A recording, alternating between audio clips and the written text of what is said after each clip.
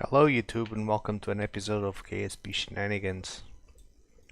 Today I'm gonna launch something I've been working on, and this is a ship that's meant to be a replacement for my orbital space stations, which are pretty much useless for now.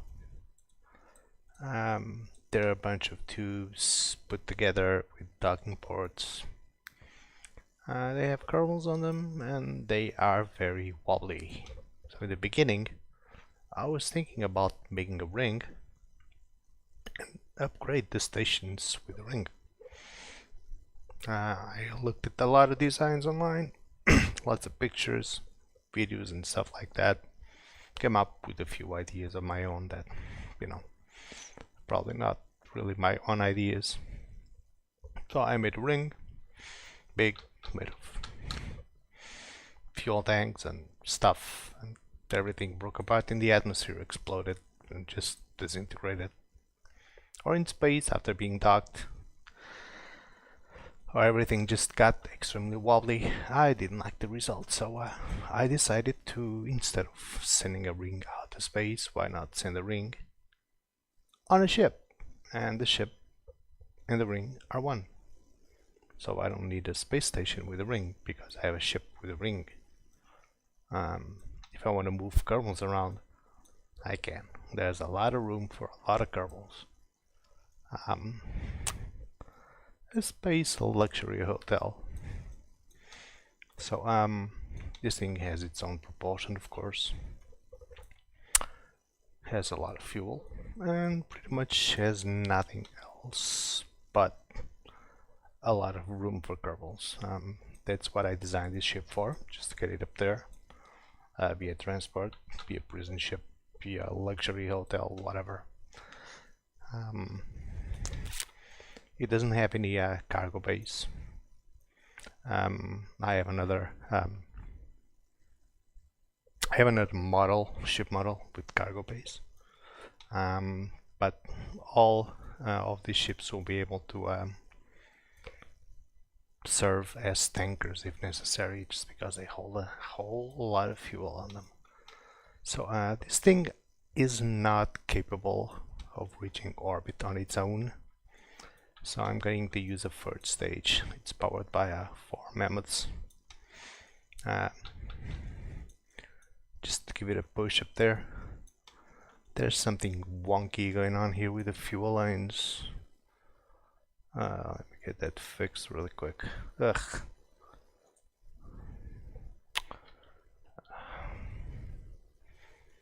The symmetry.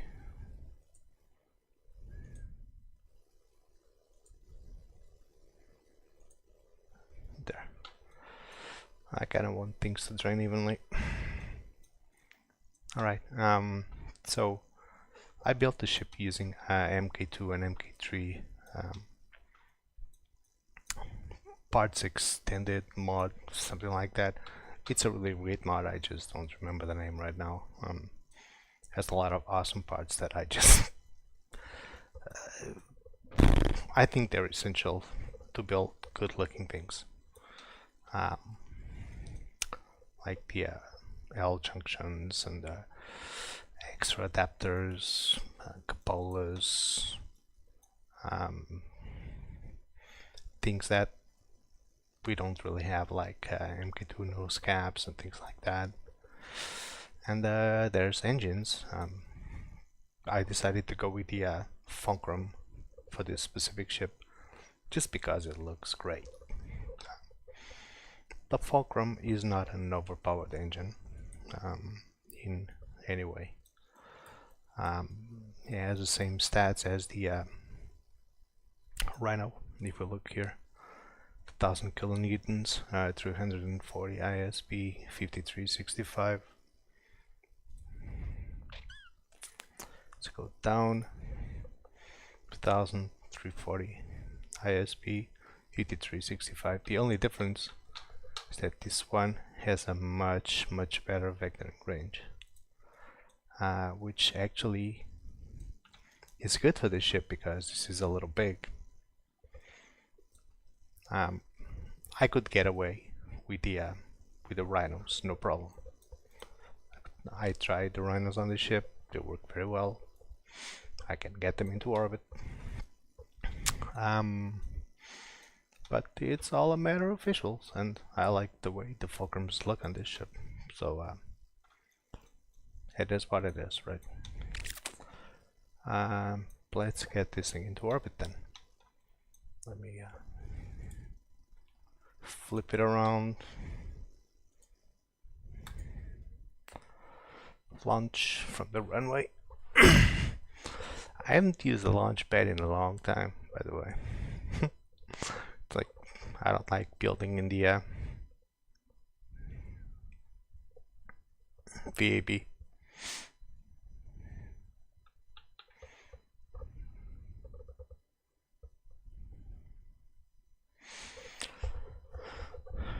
Curving black screen of death.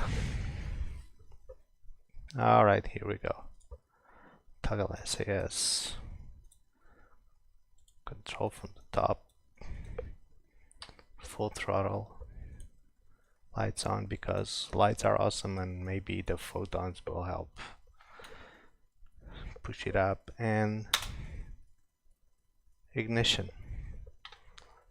I actually turned the sound off on the game. Let me here. Alright, there we go. Just a little bit.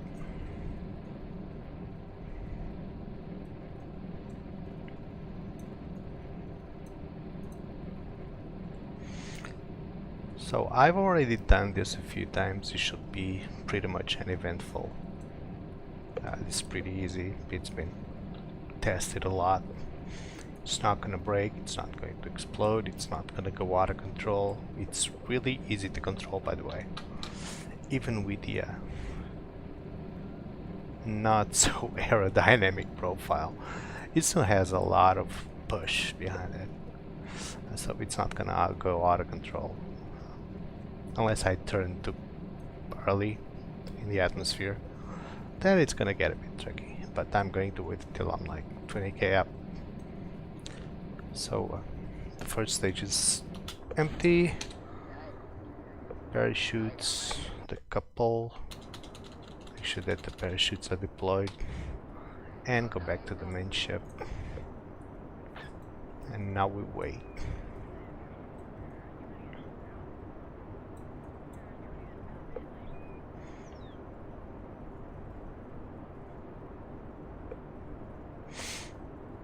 Lots of Delta V left. 13k up.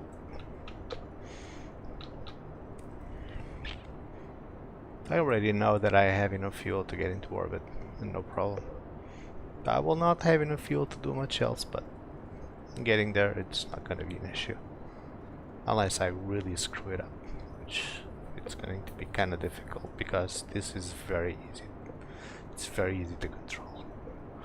8k, gonna start turning 45 degrees. Keep speed up.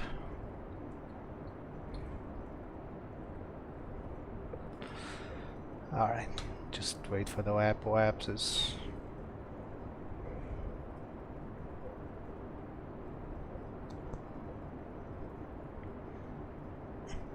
Desmond looks happy.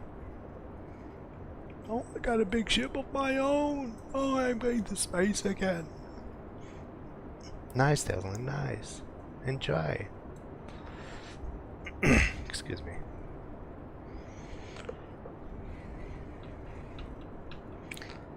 We're getting there quick enough. So, the refunds 129, 141. Valley 216 minus the fuel because fuel is not free. Not going to complain about that. 70k up.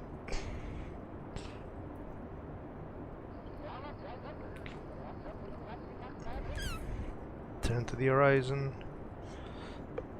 Wait to get 80 apoapsis. Yeah, it's good enough. Engines off, coast.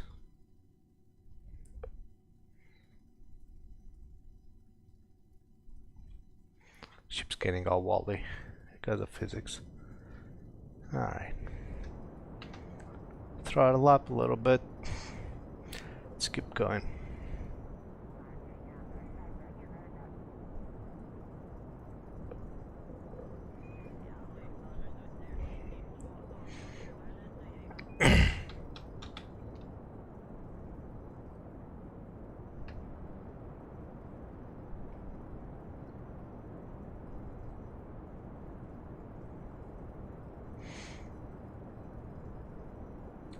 Apoapsis is still going up. Time to Apoapsis is going up as well, so I can give it a few more degrees down.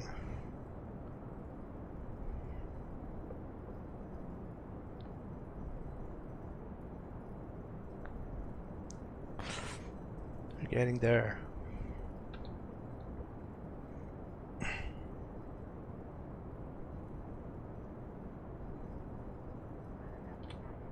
That's it. We are in orbit. Easy as pie. Really, really easy. A lot of work involved, but it's really, really easy. I still have some fuel left over. 864 meters per second of delta V. It's not going to be enough for a lot more. Maybe go into a bigger orbit or something like that. This orbit's quite shallow. 8091 as a matter of fact. I'm gonna get that up a little bit. 120 is enough.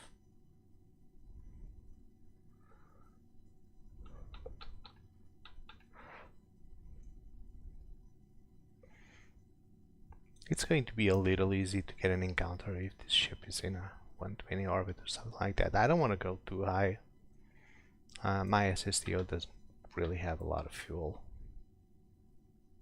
Oh, I forgot to deploy the panels. There we go. Some lights use electricity, some lights don't. Alright, Christmas tree. There we go. Nice and easy. It actually turns pretty well because put a lot of reaction wheels on it. 4 reaction wheels in the back, plus 2 cupolas, plus 6 reaction wheels, and 3 cupolas in the front. There's no other reaction wheels clipped anywhere. There's no major clipping. There's clipping, of course. Who doesn't build with clipping? Like, this is all clipped stuff. But there's no magical parts inside the structure. That's what I mean. 80. Let's give it a little bunch here.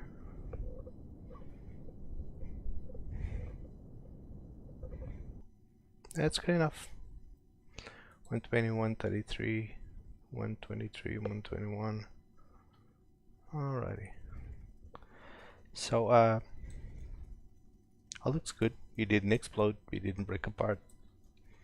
Next episode, I'm gonna bring an SSTO up here.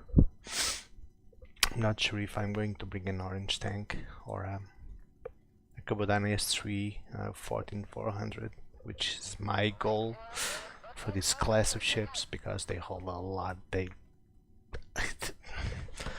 77,990 oxidizer and 810 liquid fuel. It would take me a lot of orange tanks to fill this stuff up. Even with Kerbal, it's like at least 10 trips to refill this thing. That's a lot of trips. Anyway, that's it for this episode. See you next time.